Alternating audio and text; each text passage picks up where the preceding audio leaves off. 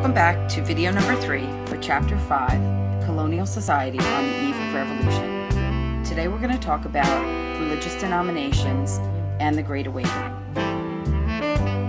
Dominant denominations during this time period began in 1775 with the Anglican and Congregational churches, which were the tax-supported established churches.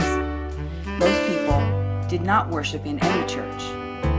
In the colonies that had established churches, only a minority belonged, as seen in Table 5.2. The Church of England members were called Anglicans, and it was the official faith in Georgia, North and South Carolina, Virginia, Maryland, and part of New York.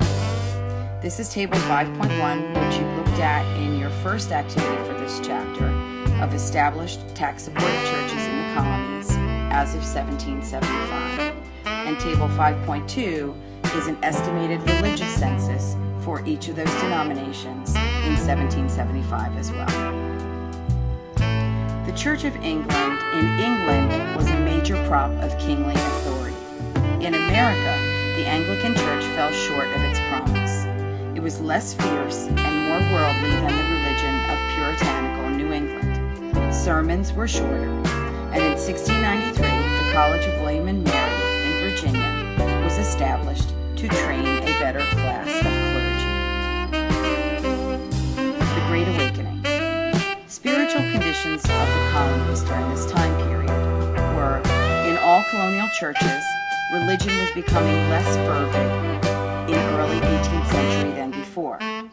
The Puritan churches, in particular, sagged under the weight of two burdens.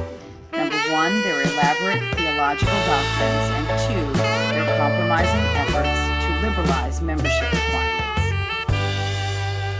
Clerical intellectualism sapped the spiritual vitality from many denominations.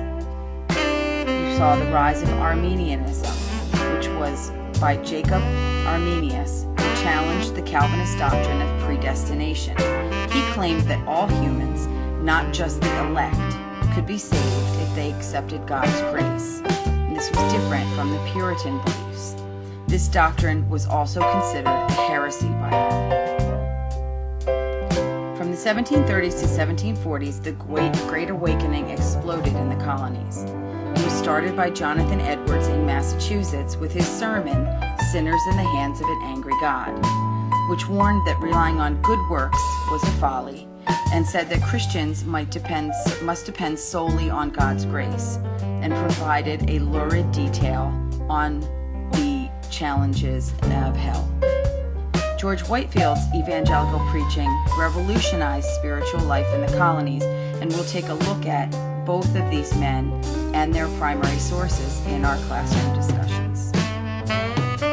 This is a picture of George Whitefield preaching, and he had a very emotive oratory that reached out to both men and women and all races in all regions of the colonies. Orthodox clergymen, called Old Lights, were skeptical of the emotionalism and theatrical antics used by revivalists. New Lights defended the awakening for revitalizing American religion. Both Congregationalists and Presbyterians were split over this issue, and many joined the Baptists or Methodists.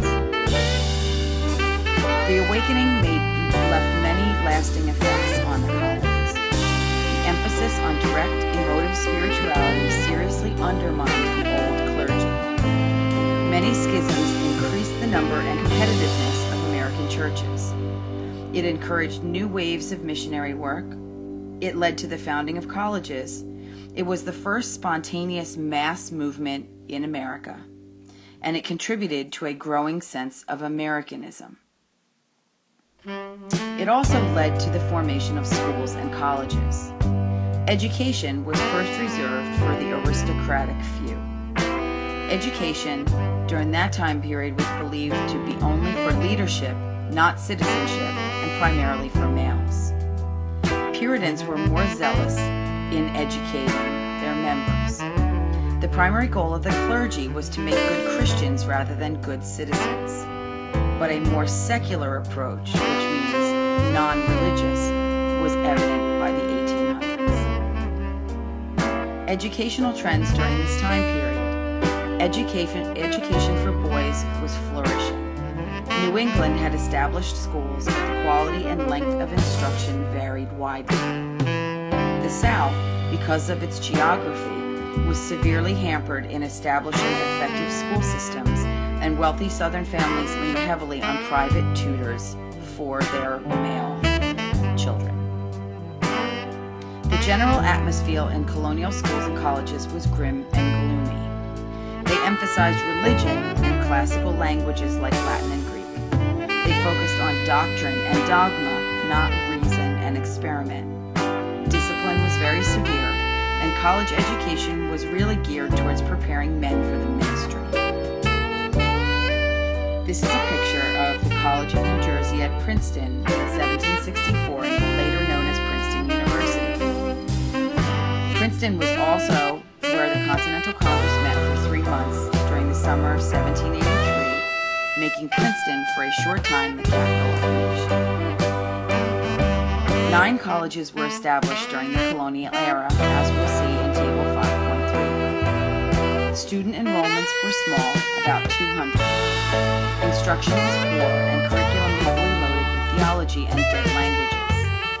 By 1750, there was a distinct trend toward live languages and modern subjects. Ben Franklin helped launch the University of Pennsylvania, which was the first college that was free from any church.